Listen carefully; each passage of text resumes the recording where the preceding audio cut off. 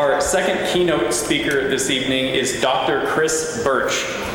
Dr. Birch is a NASA astronaut and Arizona native that graduated from the University of Arizona, Tucson with degrees in mathematics, biochemistry, and molecular biophysics.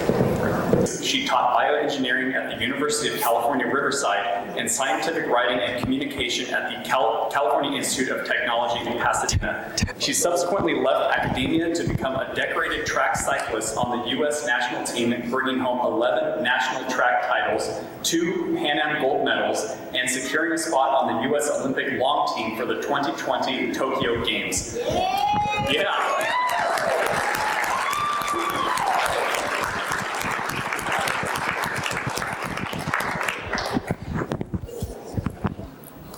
She is a member of the 2021 Astronaut Class and is currently eligible for mission assignment. The title of her talk this evening is From the Desert Towards the Moon, an Astronaut's Journey. Please give a warm welcome to Dr. Chris Birch.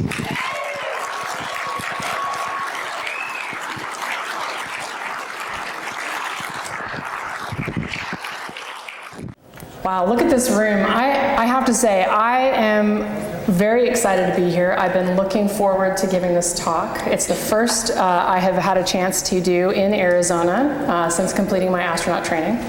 And Arizona is a really special place for me. I grew up down the road in Gilbert. I attended Gilbert High School, and that's where I got bit by the bug for science, and I dedicated some of my career to doing some science.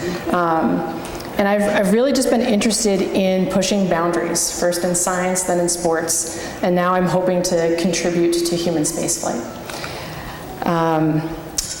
But Fountain Hills also has a really special place in my heart as well, because when I was an athlete, I would often come visit my dad, who's here in the audience today, and I would ride across town specifically to come out to the roads out here in Fountain Hills, because one, they're very challenging, as those of you who live on the hills know, and two, it's just beautiful to ride. So I've done quite a few reps up Dynamite Road, if you know that one. More than I care to remember. So by a show of hands, who knows where this is? Who's been here? Who's seen this? Quite a few hands, yeah. This is Weaver's Needle in our backyard here, Superstition Mountains. And it's about for me it's an aggressive day's hike to get out there to see this view and come back. But I've had the luck of growing up in a family that loved the outdoors, loved exploring. So this is a picture of me, second from the right there, in high school. And we would go out to the Superstition Mountains for a couple of days. We were obviously well prepared, my parents apparently carrying most of the weight, as they do. And we would be prepared for, this is probably only a 3-day trip, but we're packed and ready to go for whatever happens. Of course, we brought a tent, but the beauty about being in Arizona and exploring the desert is that you often don't need a tent.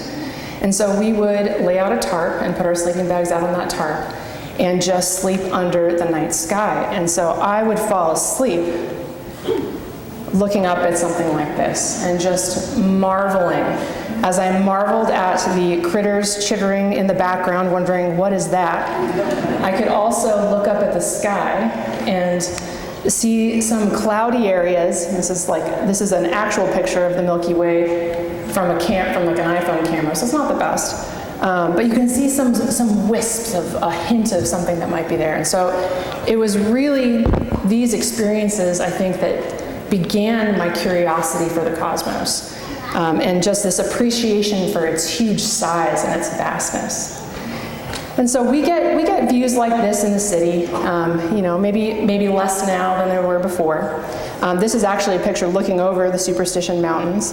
You can see some of the wisps of galaxies, and if you can kind of squint down here at the bottom, you see a trail of dots. This is a slightly long exposure, so you can see that looks like a satellite you might have captured. But if you look up in the night sky, even if you live in the city, you might be able to see a star that's moving pretty quickly, but it's not blinking. And that, as most of you in this room probably know, a satellite. So I've completely falsified a satellite here, moving across across the course of the sky because none of my camera photos can do it justice. And this one's moving at about 10 times the speed of the one that I have in mind. But you might think, gosh, like what is that? And I want to tell you about my favorite satellite. And it looks like this. This is the International Space Station. And right now it is flying 250, give or take, miles above our head. It's going 17,500 miles an hour. It's just about 5 miles a second. It is ripping.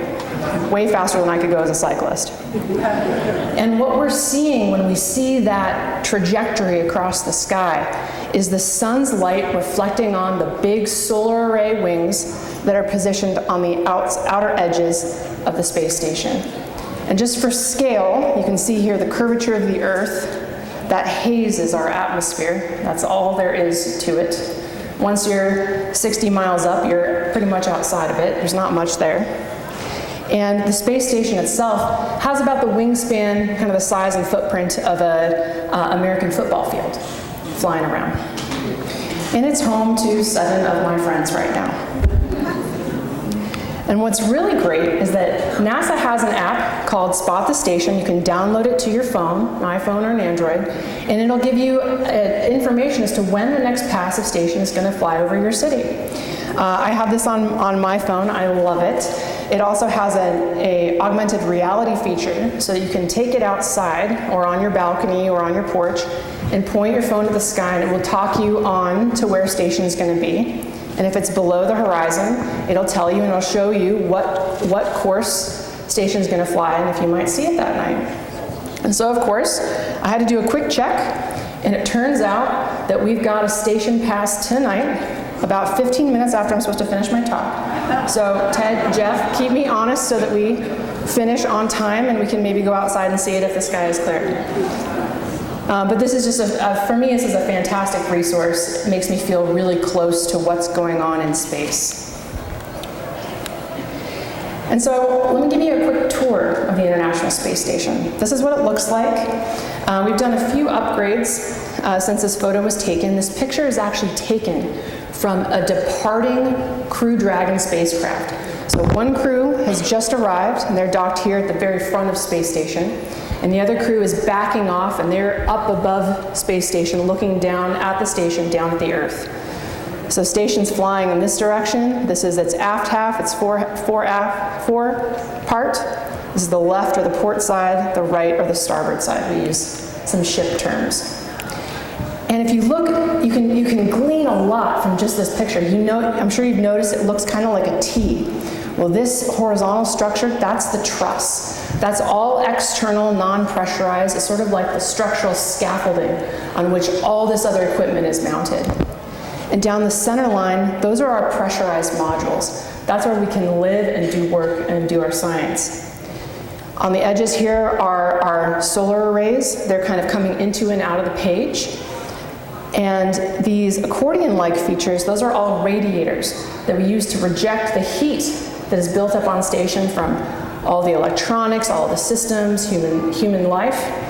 And we send it off into space so we can keep station comfortably cool and keep all of our electronics and avionics working. And Space Station is incredibly international.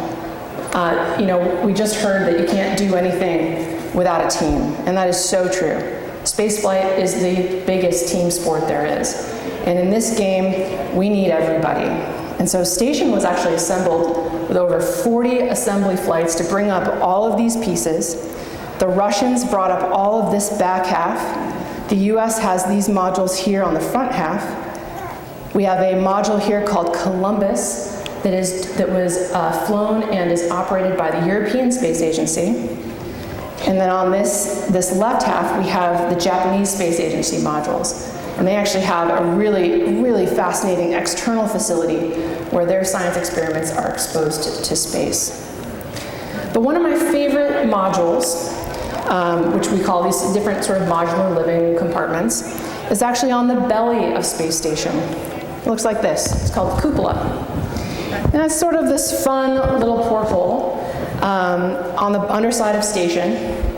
So wait, underside of station, looking down on Earth. So really I should have presented it like this. And this is my friend, Josh Cassada. He's a US astronaut hanging out in there. He can't really tell the difference between up, down, left, or right, because in space we are living in all three dimensions, using all of that space. And the cupola is really just an incredible Earth-facing observatory for us. It has 7 huge windows that we look out, and we get to explore the Earth, take lots of photos of different parts of the Earth as the station flies over. So here is my friend Don Pettit. He's currently on station right now. Incredible photographer. And he is taking photos during a day pass. So station, I mentioned, is flying around at 5 miles a second. It is seeing 16 sunrises and 16 sunsets every day. It makes one orbit every 90 minutes. And so when Don is in the cupola during a day pass, you can see he's got these really special dark glasses to protect him from the sun's rays, because remember, we're 250 miles up. We are above the atmosphere. We have none of the filtering protection that we have down here on Earth. But we also have none of the filtering obstructions between us and some of our celestial views, which is also a benefit. And so maybe Don's flying over and he sees this picture. Anyone recognize this? I kind of tricked you a little bit. I put north up here. But this, I think I heard it over here. It's Lake Roosevelt. And the Salt River coming off down here, which puts this as our beautiful Superstition Mountains. Boy, they look small, don't they? Up there. Four Peaks would be right about here, and that lands Fountain Hills just outside the picture. So this is just an incredible Earth-facing observatory for us. The photos we take are not just personal, emotional, beautiful, artistic, but they're also scientific.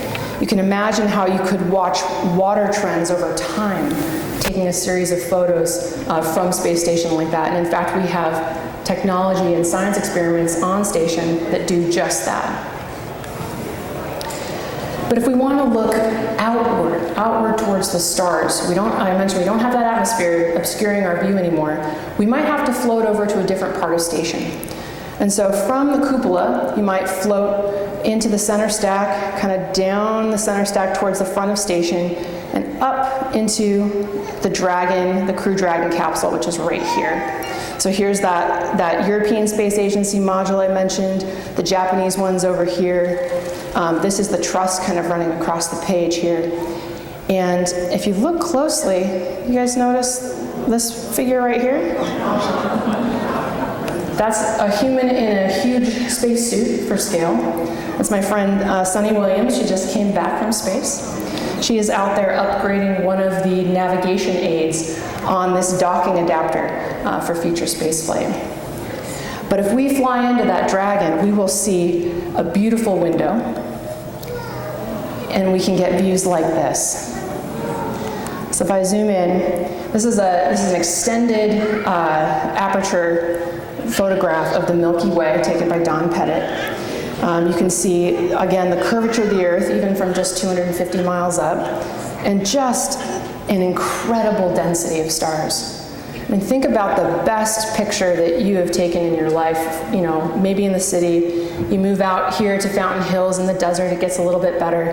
And then you can step away from the atmosphere, and just 250 miles away, we get views like this. It's just astounding to me.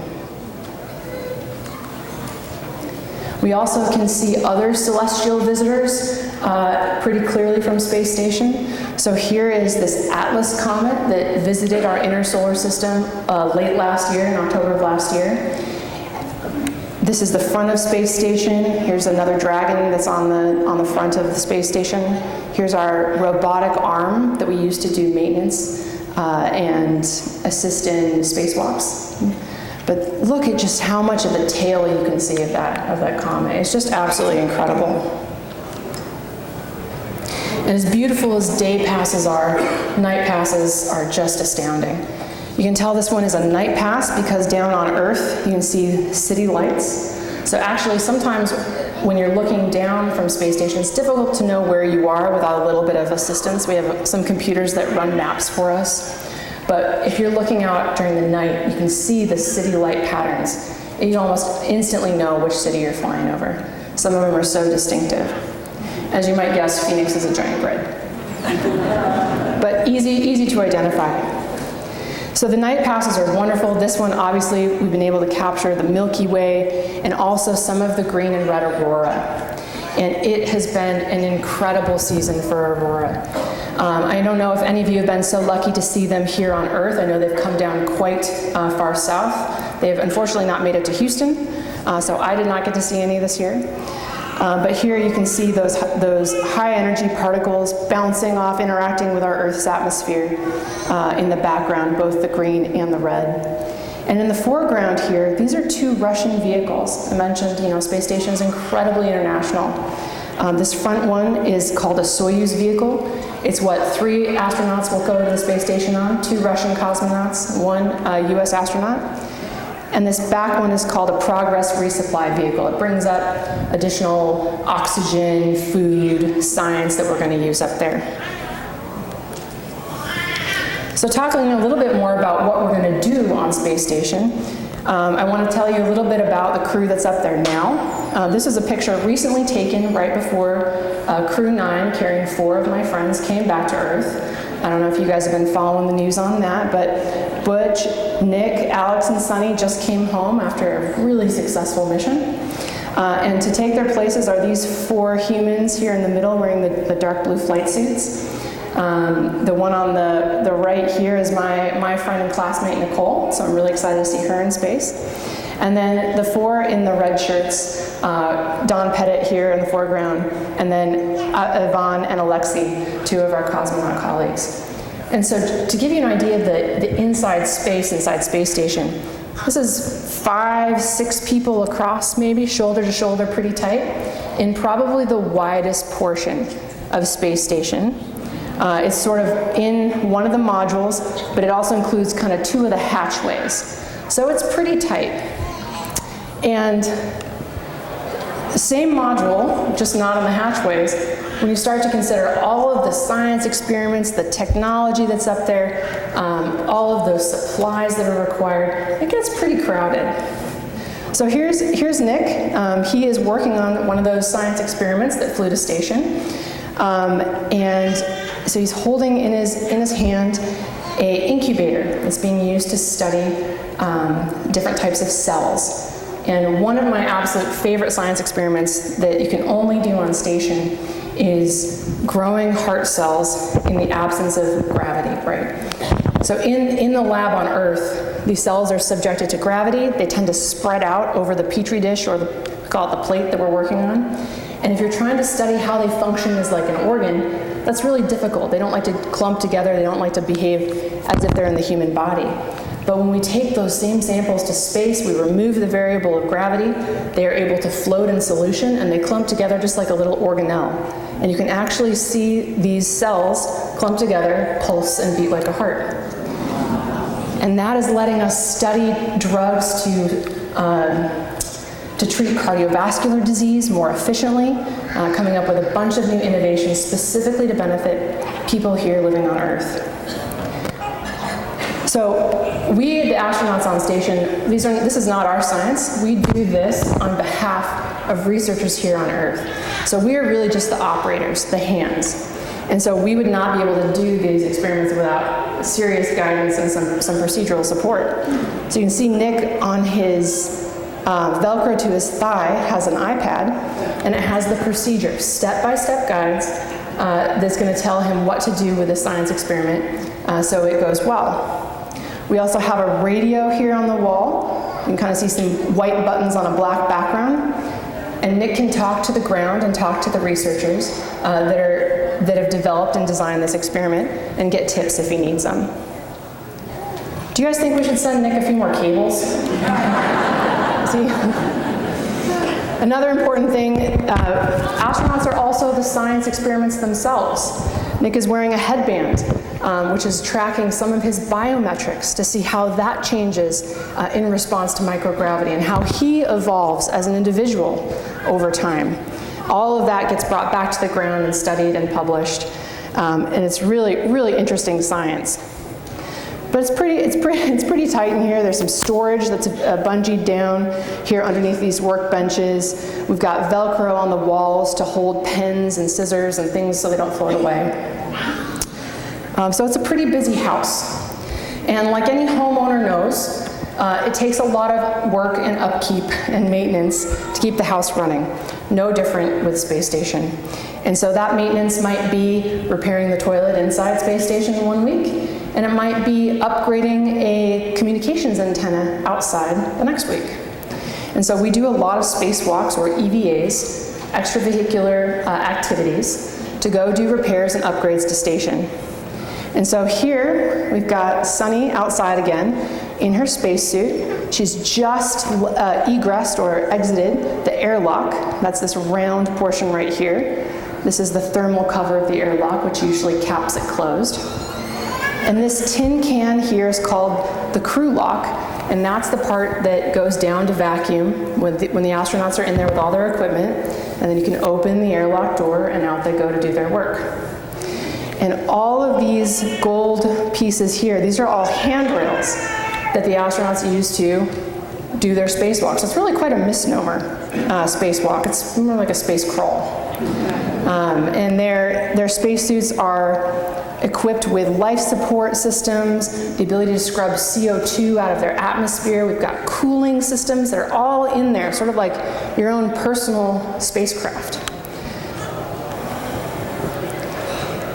And this is Sunny taking a selfie from space. And I love this picture because there's so much going on in here. So you can see we have visors that we'll put down for when we're in insolation, when there's sunshine, because it's very bright up there. We take them off for when we're in an eclipse, in the shadowed part. She's holding the camera here in the middle, and it's covered with this white thermal blanket to help regulate the temperature of the camera. In the swing from insolation to eclipse can be several hundred degrees. And so we want to keep the camera working and usable. And you can see here in front, she has her little workstation that's clipped to her body. She's got some tethers, we'll put tools on there, things that she's going to use to do a task. And just beyond her in the reflection, you can see here's the truss kind of bending around. Here's one of those pressurized modules. And here is a Northrop Grumman resupply vehicle. It's called Cygnus. It has these two like octagonal solar arrays on it. And so it has just flown and docked a station in this photo and brought up food, maybe some fresh fruit, which the astronauts are very excited to receive after a long stay, but also a lot of other science to do. And so a lot of what we do is risky, is manage risk. And part of how we manage that risk is we train. We have a huge team of instructors and other teammates, trainers who help prepare us for these missions. We also don't do anything alone. We always go outside station on an EVA together with a buddy. We always work emergency procedures together as a buddy system. And so one of the ways that we train for an EVA, a spacewalk, is in this giant pool. So over 60 million gallons of hyper-filtered water in which there is a mock-up of the space station here. Here's the truss, here's the pressurized modules, that we can move around and tailor to whatever maintenance spacewalk we're going to do. We have huge cranes that can move those modules around and that help put the two astronauts that are training in the water. And when we're in the pool, we don't use our space hardware, we have specific training hardware. And so instead of having that backpack full of my oxygen and my scrubbing systems, we use umbilical cords. And so you can actually find where the two astronauts are in this pool doing their training by following the umbilical cords, this white one here and this blue one here. And they're probably somewhere in the water column between 0 and 40 feet. This pool is 40 feet deep. Practicing doing maintenance before they launch the station and do it for real outside. We get hoisted into the pool This is me here in the front, my classmate Nora getting ready to do a spacewalk training. We're 6 hours in that pressurized suit with just a little bit of water, kind of like a camelback. We have a liter in the front, but no food. So I get a little hangry. But again, speaking of safety, you guys can see we've got a couple of divers that are already in the water ready to receive us. And so they are our safety divers. They will stay with us the entire 6 hours of the run, switching out their tanks when they need to, just to make sure that everything goes well in this training. This is a really heavy suit. The flight ones weigh about 350 pounds. These are a little bit lighter. So they want to make sure that everything goes well. We're in a pressurized system, that we don't have any problems clearing our ears. For those of you that scuba dive, you know that that's a very important thing to do. But they also help us be neutrally buoyant in the water column. So this means that the suit itself is it's not going to float, it's not going to sink. And so while we're still feeling the effects of gravity, obviously because we're still on Earth, here I know I'm laying on my side, I can feel it, but I can move in the water column very similar to how we might move in space. So I don't feel sinking, I don't feel rising. And so that's how we prep to do spacewalks. Here I'm in a foot restraint, so I can lock my feet into position, not unlike clip pedals. If you guys ride bikes that have clipless pedals, you can lock into those. Very similar. And this will let me be hands-free working on whatever hardware I need to work on. Similarly, we're always in the pool together. We always fly together. So another critical point of our training is to use the T-38 trainer jet, just pictured here.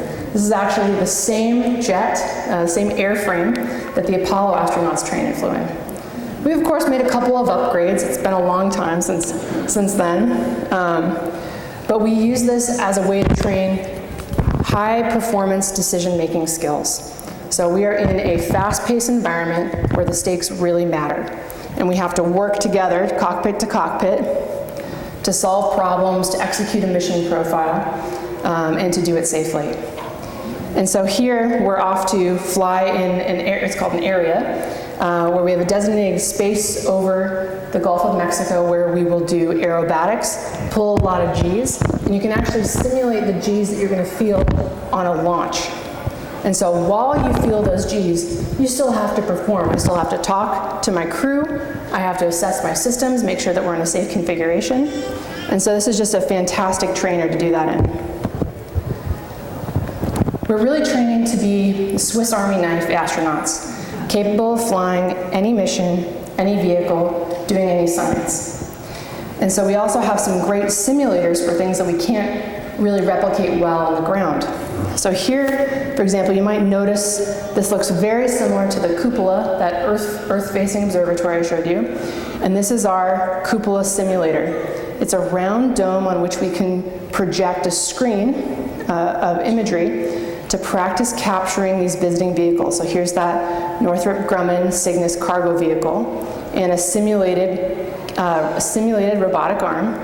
And I'm in the simulator here flying this robotic arm, practicing grabbing on to that resupply vehicle so that we can bring it closer into the station, unload it, get all that good food and science on board.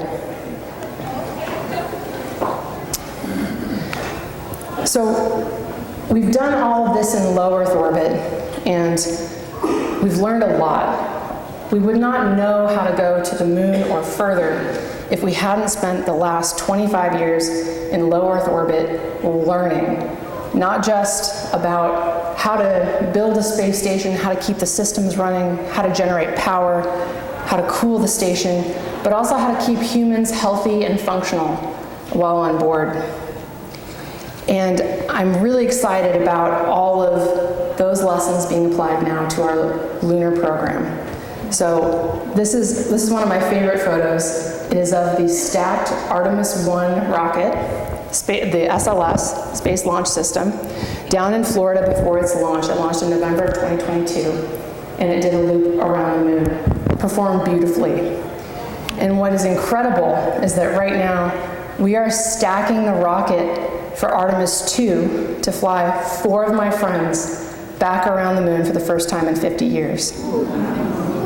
Just absolutely incredible.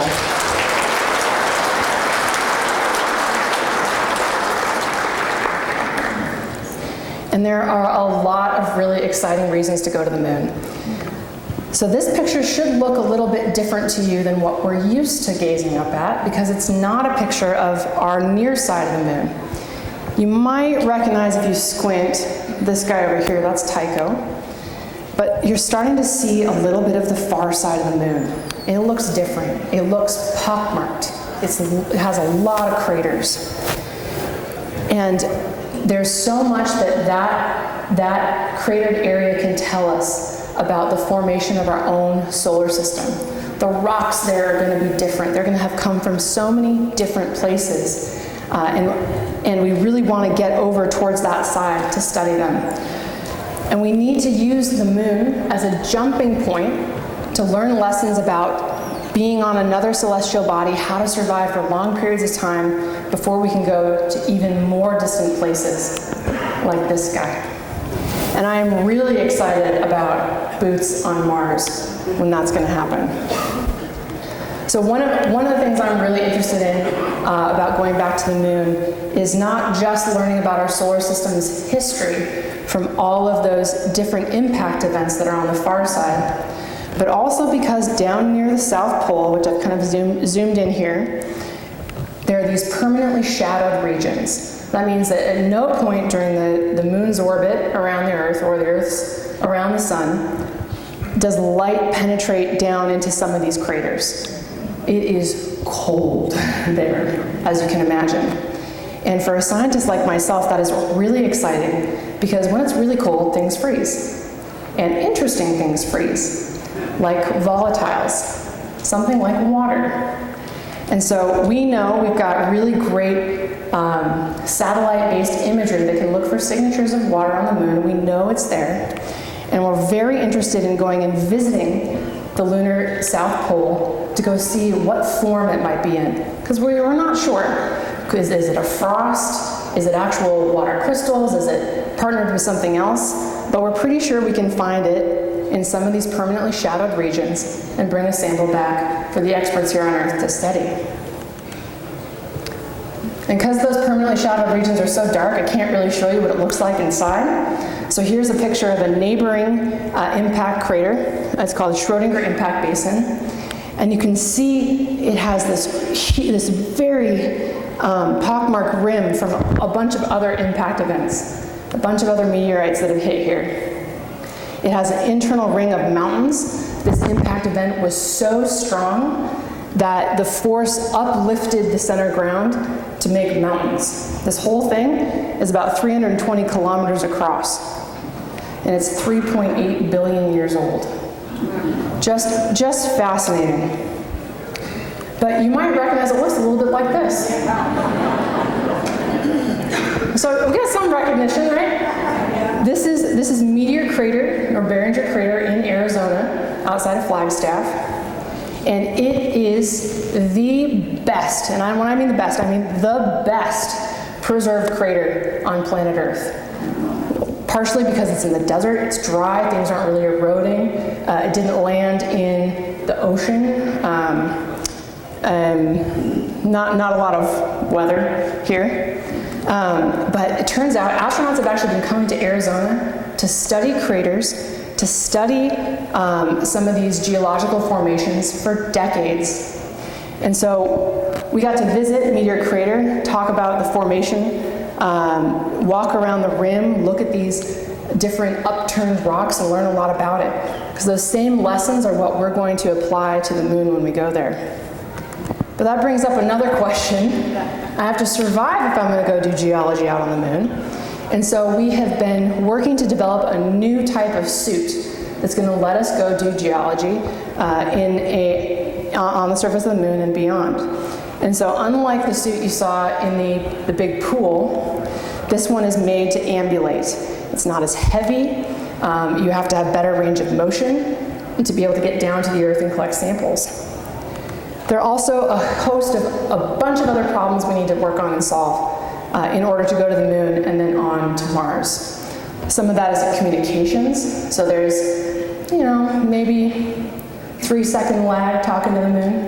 Not bad. But Mars, it can be as bad as 20 minutes one way. So we need to be self-sufficient. We need to have everything that we need to solve the problem amongst ourselves. We have to have good plans. Mars has an atmosphere. Mars has a lot of dust. There's also lunar dust that we have to consider. It gets on everything. The Apollo astronauts still talk about, to this day, the biggest problem they had was dust getting everywhere. And that can affect, you think about your oxygen systems in the suit if you're reusing those day to day. So we have to figure out a way to keep our interior of our suits, interior of our spacecraft clean. We need to think about using what is available. In situ means sort of what is present in the space that you're in. So in situ resource utilization will let us do more with less. The less we have to bring to the moon, the better, because it takes a lot of rocket fuel to get to the moon. It takes even more, a little bit more, not that much more, to go to Mars. We're thinking about how do we navigate the terrain safely? How do we generate power while we're there? Especially if I'm thinking about going to the moon in one of those shadowed regions. I need to make sure I can land somewhere in the sun where my solar rays can get energy, because being in the shade is not going to help me. And then also thinking about planetary protection. If we want to go to a place to study it, to benefit from it, I want to make sure I don't bring more contaminants than I have to. So it means thinking about how do I minimize the areas in which rocket plumes have damaged samples on the surface? How do I make sure I don't bring microbes and spread them without consideration onto the surface of another planetary body? So I mentioned we do some prep over in Meteor Crater. We also do a fair bit of study outside of Flagstaff near S&P Crater. There's a volcanic field out there. So we'll work in the field with professional geologists to study the rocks there. We study land navigation. And then we also will train in these suits to see if we can do the functions that we need them to do. So this is the Axiom suit that's being developed, and we work really closely with our commercial partners, giving them feedback about how to tailor the suit to be realistic, to be usable in these operational environments. And so here we have this pressurized suit. It's actually connected to a set of tethers that are offloading the weight of the suit and the person to mimic the gravity that there's there on the moon. So Xena here is feeling about 1/6 of Earth's gravity because she has that offload from the system we have in the lab. And she's practicing using tools we might use on the lunar surface to collect geologic samples. Here she has a scoop that she's putting some of these mock-up lunar regolith into a bag. Here she's working with a hammer and chisel. And then we have a rake that she can use to pick up specific samples. And I want to draw your attention to the posture. Look at this really interesting knee out to the side, bent knee sort of squat. It's like a squat lunge. This is a very different way of moving than the Apollo astronauts did. They actually had a hard time getting down to the surface to take their samples. They had really long poles to help them collect things. But because of this suit's new design, it has hip bearings that move and let you get down into a much lower position to pick up more samples and get closer to the rocks themselves. Just one of the interesting developments that came out of working closely with our commercial partners. So other than the terrain being really rocky and pockmarked, like I mentioned, there's also that light factor, or rather lack thereof. And so we need to train like we're going to fly. And so in that giant pool, we've just started converting part of it into a lunar exploration area. So we've got a type of sand. I kid you not, there was a team that went out and evaluated different types of sand to see how well it mimicked lunar soil in the water. And so this sand it's really kind of fun to play with, I'll be honest. It falls very quickly down to the bottom of the pool, just kind of like you'd expect lunar soil to do in 1/6 gravity. And so here we've got two of our safety divers that are out getting ready to support a lunar EVA training event. Which, let me see if I can get.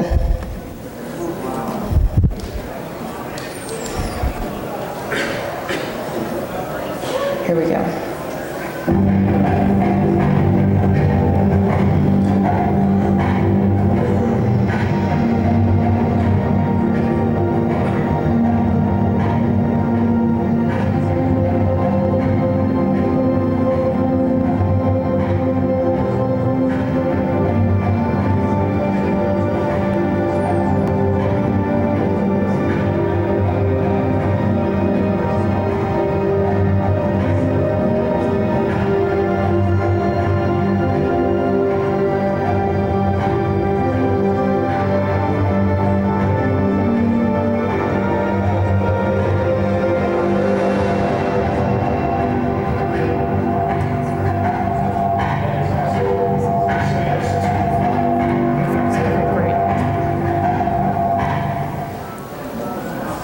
Awesome. I get goosebumps looking at that. What this really stands out, to me is an example of NASA's dedication to be prepared and to be safe when we go do these missions, and just the sheer number of people that are involved in the development of the technologies to let us go do this. You saw in there not just Xena, my friend Xena, operating the suit, moving around, ambulating, kind of bouncing as if she's in that 1/6 gravity. You also saw a cart being tested underwater that was pushing around. We're trying to find out what's the best way to move all this equipment around while we're on the lunar surface. There's a lot of geological tools, and they're apparently quite heavy, that we need to bring around to gather samples. And there's also considerations of what happens if we have a bad day? How are we going to get someone back to the spacecraft? And so we are constantly thinking about, how am I going to be able to, in a similar suit, bring my buddy back to the airlock if they have any kind of problem? If they have a joint that's stuck, their comm system goes out, what are we going to do? And we train all of those scenarios now, years before we get to do any of the actual walking on the moon, so that we're prepared. And thinking through those scenarios and developing them is actually really rewarding and quite fun. So, why are we doing all of this? I think humans, by our very nature, we are an exploratory species. There's a reason why all of you are out here at a dark sky festival. It's because you care about what is out there. You care about the environment that is out there, what is growing in this special desert space with us. You're interested in what is up in the cosmos. You look out and you get interested. And I think that we will always have that drive to explore, to go further, to see more, to see what's around the bend. And there's a lot of people in this room who look like you're younger than 25 years old. All right, if you're under 25, you have always lived in a world where humanity lived off planet. How cool is that? I can't say that. When I was growing up, every human being was bound to the surface of the Earth. No longer. We now live in low Earth orbit and have for almost 25 years. And it's this view that you get of our beautiful moon, 250 miles up from low Earth orbit. There's only been a handful of people who've gotten to see this view. And even fewer that have seen here. But it is my hope, especially for some of those younger folks in the room here, that you will get to see this view as well. You might recognize this as the first Earthrise photo from the Apollo 8 mission as they orbited around the moon. Just fascinating. And I can't help myself, but this reminds me of a desert mountain ridge. And I can easily imagine doing a hike for science along this plain, exploring the rocks, looking out over that ridge, up at our beautiful moon, up at our beautiful Earth. But I really am excited about where we're going because some people in the room are going to get this view. And this is walking in a Martian desert, looking over a beautiful Martian ridgeline back at our beautiful Earth. And that's where we're going. So with that, I'll take any questions. Thank you very much.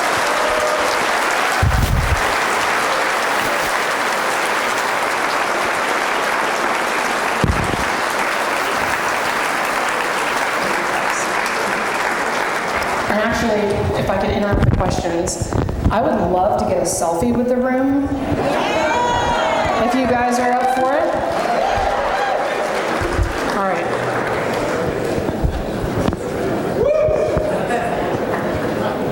Oh my gosh. 1, 2, 3.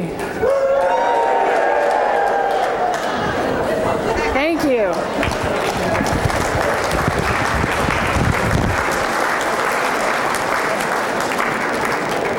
Wow, thank you, Dr. Birch. Bravo. Okay, we've got about 10 minutes for questions, and I'm sure everyone has a lot of questions, but if we can get a few people to queue up here, remember we've got the space station passing at 7:15. 7:14 is the start. It's a 5-minute pass. 5-minute pass. So you've got some time. Okay, so we've got 10 minutes for a quick Q&A, and then we'll get out to see the space station. Thank you. All set? All set. Thank you for that great presentation. I'm curious, how many astronauts are in the program? And what is the process of how they select who goes on which mission? So currently, there are about 50 active astronauts in the Corps, which is a lot lower than it used to be when we were flying a lot of shuttle missions back and forth to build the space station. There's probably about 100, 130 then. We are actively recruiting the next class of astronauts. That process is actually very similar to any other job. You apply online, and you go through a couple of rounds of interviews. And you also have to be really lucky, I think, because a lot of talented folks apply. But we're screened for our ability to work with others, our technical capability, your ability to not panic under pressure, to handle stress well, just things like that. Yeah, things that you would need on a long duration mission. Good question. Thank you for coming, Dr. Birch. Happy to be here. Training for going back to the moon. I know that during the Apollo missions, they trained in Idaho for a little while at craters of the moon. With the new suits and the easier way to articulate and the different tools now for rock collecting, rock. Are there plans to go back to craters of the moon and use it for training and not just be that hole and the other?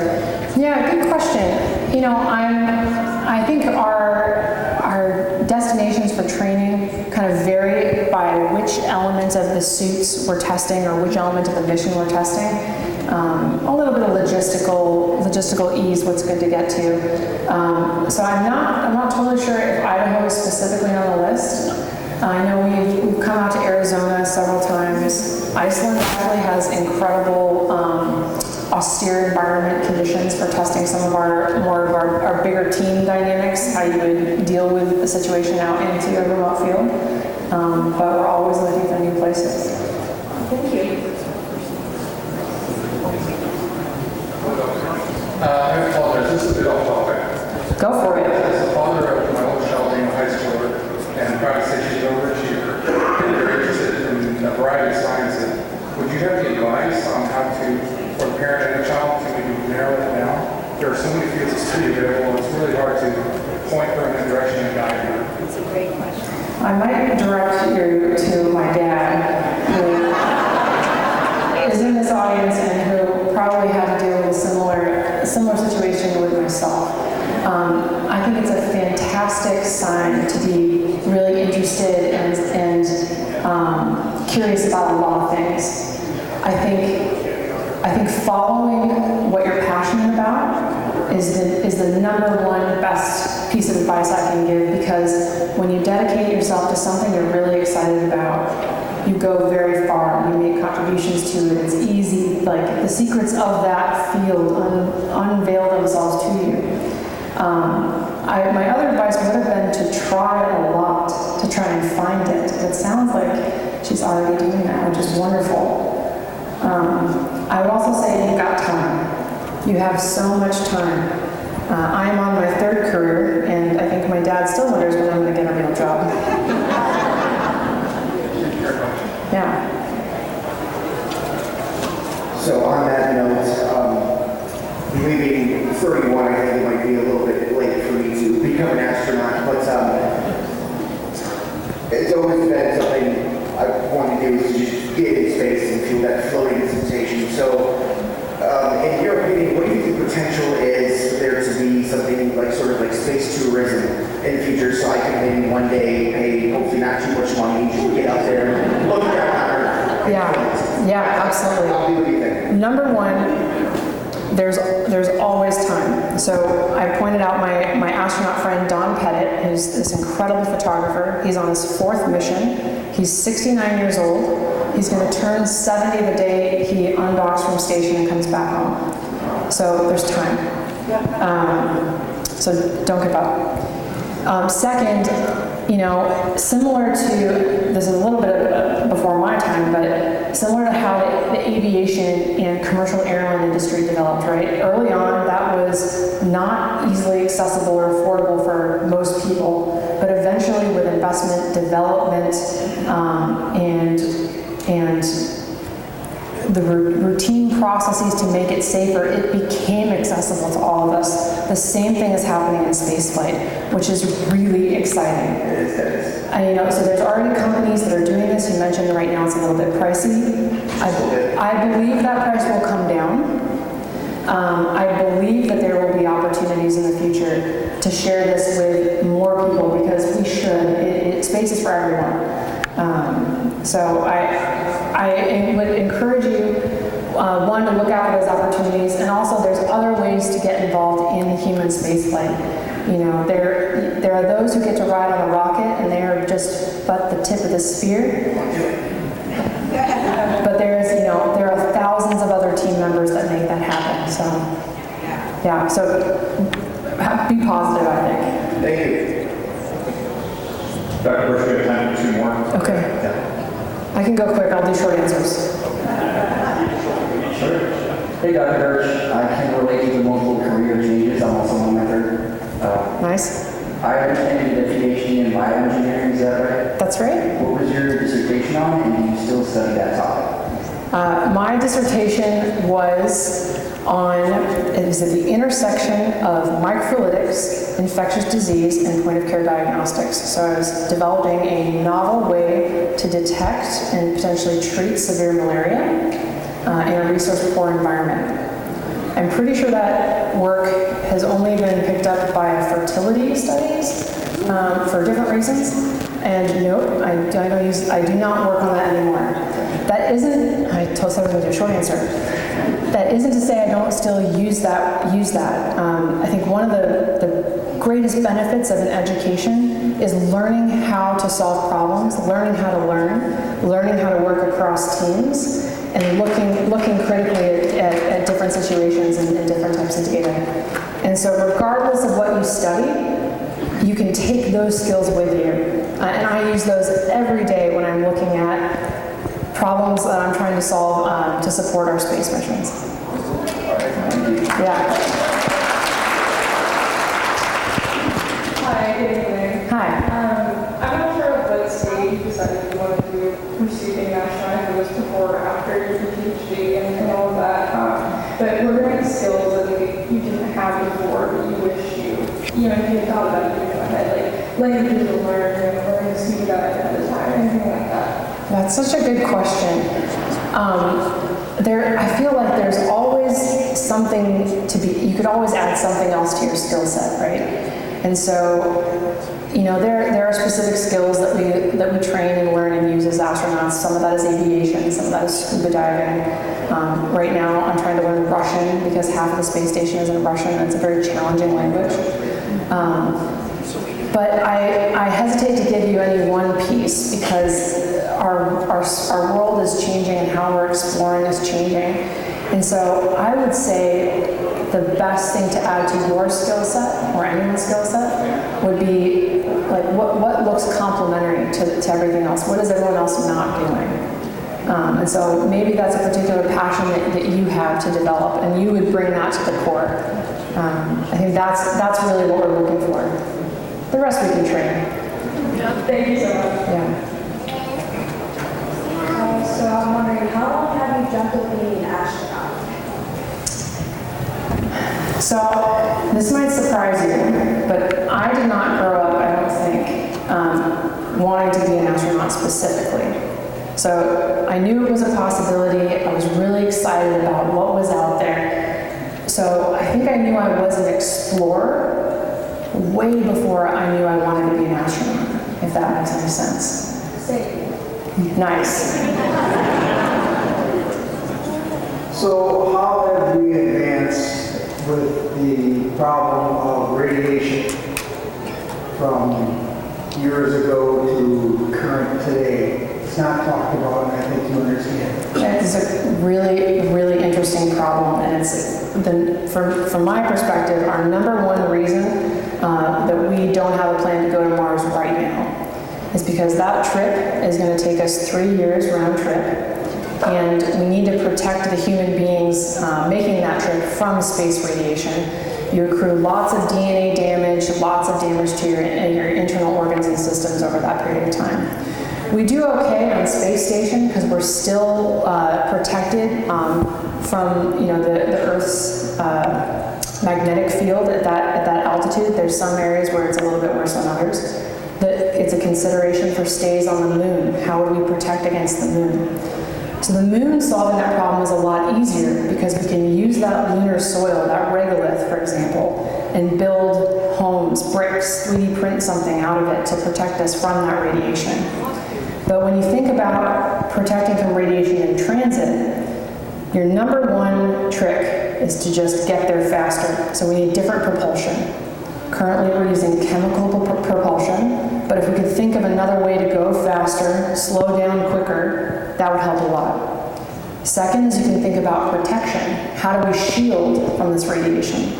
Most of the shielding solutions that we've got are heavy, and heavy means expensive to get off the Earth and bring with us. So some of those things that people are looking into is water. So much smaller parts of the vessel, the spacecraft that's traveling to Mars, might have a thick water shielding in which the crew could go and sequester during a radiation event.